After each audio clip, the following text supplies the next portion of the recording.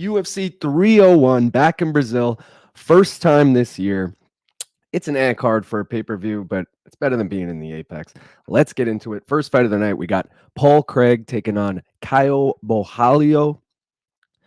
Paul Craig is 36 years old now. He has lost 3 of his last 5, and he was finished in 2 of them. Dude is an animal, though. All 17 of his professional wins have come by finish.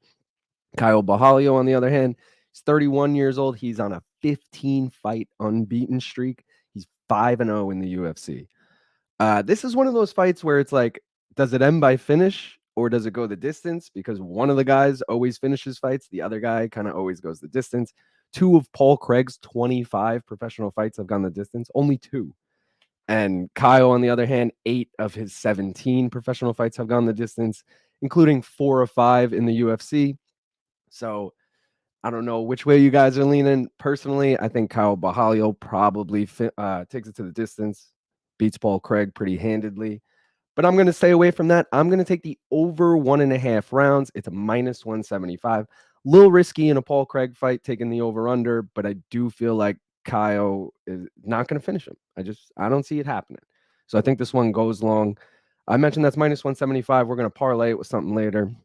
I'll get to that. If you guys are looking for anything else to take on this fight, I mentioned 8 of Borralho's 17 wins have come by decision. Kyle by decision plus 200, dude. Really good value on that. If you guys think bearjew is going to get it done, which like he totally could, he's plus 425. Like for an underdog on Paul Craig, I kind of like the odds on that. And if you think the fight's going to end by submission, because 17 of their 32 combined wins have come by submission, that's plus 150. Really good value on all of those. Next fight of the night, we got Michel Pereira taking on Ihor Potieria, something like that. I don't know, dude. Ihor sucks, though. We're leaving him out of this. Michel Pereira, 30 years old. He's 8-2 in the UFC, and he's on a 7-fight win streak. He started his UFC career with that fucking flying knee KO. That shit was sick. He's really exciting to watch, despite a lot of his fights going to decision. But either way, Ihor, he's 27. He was knocked out in 3 of his last 5 fights. This one probably doesn't go the distance, probably ends early. I'm going to go safe here, what I hope is safe, and take the over half a round. It's minus 350. Obviously going to parlay it with something. But dude, I'm a little nervous because Michel Pereira's last 2 fights have ended in the first minute of the first round. So like there's a solid chance this doesn't hit, but I just feel like both guys are decently tough. Maybe they start a little slower. I hope. I don't know. Michel's a fucking animal, so we'll see. But yeah, that's minus 350. Going to parlay it with something later. If you're looking for anything else to take, it's hard to find value on this fight. It really is. Fight NKO still minus money. It's minus 175, but you could find something to parlay it with, get it to plus money. 40% of their combined wins have come by KO. So it's a solid chance that hits. If you're trying to find value between the lines, maybe you think Michel Pereira is going to sub him because he's got 8 wins by sub, including 2 in the UFC. And Ihor, yeah, he's never been subbed, but like, do we really think Ihor is that good on the ground? I don't know. That's plus 325 Pereira by sub. And then the over 1.5, which is super risky. I'm taking the over half, and I'm worried. So over 1.5, super risky, but that is plus money, dude. Plus 115. And 3 of Ihor's last 5 have hit the over 1.5, and 7 of Pereira's 10 UFC fights have hit the over 1.5. So totally possible. Next fight, we got Anthony Lionheart Smith taking on Vitor Petrino. Lionheart, man, he's 35 years old, and he's only beat Ryan Spann in the last 3 years. He beat him twice, but still. He's lost 3 of his last 4. Petrino, on the other hand, he's only 26. He's 11-0, including 4-0 in the UFC. Is coming off that unanimous decision over Tyson Pedro. So, given the fact that Lionheart is a dog, man, and he can fucking hang there with anyone, and the fact that Petrino couldn't finish Tyson Pedro, no disrespect, shout out Aussie, Tyson Pedro, but I kind of feel like this one goes long. I'm not saying I'm going to take it to go the distance. I'm just saying I think it goes long. I'm taking the over 1.5. It's minus 165. We're parlaying it with the over 1.5 in Craig Borralho. And that gets us to plus 152. I really like that. We just need those over 1.5s to hit. Plus 152, really good value. If you guys are looking for anything else to take, fight to end by KO is minus 130, and 56% of their combined wins have come by KO. Obviously, got to parlay it with something since it's minus 130, but dude, 56%, I feel like solid chance that hits.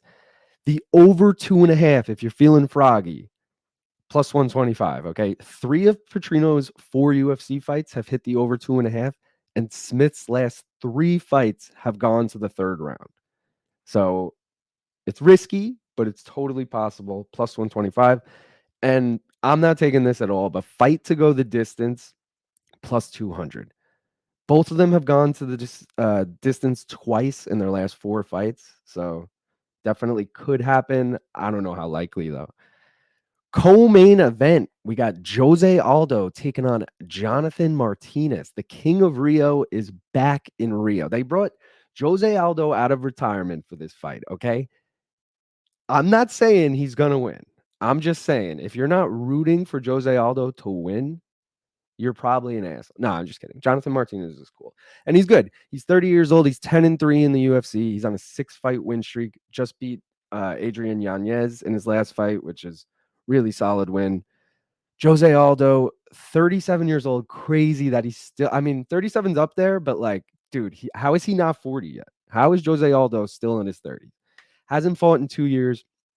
Did lose to Marab in his last fight, but he won 3 in a row before that. And they were all to top 15 guys. Jonathan Martinez, ranked number 12. So does he still have it? Can he still beat those top 15 guys? I think so. I'm taking Jose Aldo. I can't believe he's a dog. Plus 144. I mean, I can believe he's a dog, but like, it's Jose Aldo and he's in Rio.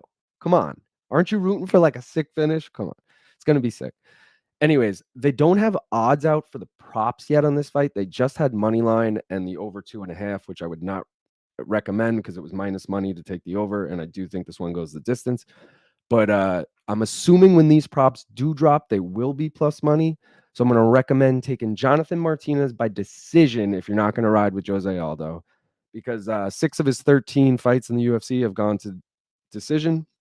And Jose's only been finished once in the last 6 years to Petr Yan. He was finished to Max before that, but that wasn't in the last 6 years, guys. We're only talking the last 6 years. Fight to end by KO, because both of them have been knocked out before, and 52% of their combined wins have come by knockout. So totally possible there. I believe both of those should be plus money when they drop. If not, parlay them. Otherwise, let's ride with Jose. Main event, we got Alexandre Pantoja taking on the Aussie, the Astro Boy, Steve Erceg. It pains me. Steve Erceg's an underdog here, but I really don't want to take him. I'm nervous for him, but I would love to take him, man, because it's going to be sick if he wins. But anyways, Pantoja, 34 years old. He's 11-3 in the UFC. He is on a 5-fight win streak, 2 of those being title fights. Steve Erceg, he's 28. He's on an 11-fight win streak, and he's 3-0 in the UFC. Is coming off that really slick knockout against Matt Schnell. UFC debut was on like a week notice against David Dvorak, who was ranked at the time. Really solid win. Erceg has looked really good. Pantoja's nice everywhere, especially on the ground. And I just don't know if I trust Erceg here, but I want to root for him. I am rooting for him because I'm going to take the over 2.5. It's minus 175. We're parlaying it with the over half around in the Pereira Potieria fight. And that brings us to plus 102. So that's our third play of the night. If you guys are looking for anything else to take on this fight to go the distance. Yes, it's a 5-rounder, but neither of them have ever been finished before. It's plus 150. And it's a flyweight fight. Like, I'm not talking shit about the flyweights, but come on. We used to be notorious for them going the distance. I'm just saying. If you do think one of them is going to win by finish, how about fight end by submission? Plus 190. 41% of their combined wins have come by submission. So it could happen. I don't really think Pantoja could get subbed, but we never know. And I mentioned Steve Erceg as a dog, plus 163. You got to root for the Aussie here. Maybe he can get it done. I don't know. Let's see. I'm worth 100,000 like Woodrow. When a ball call me Wilson, going overboard at the Hilton.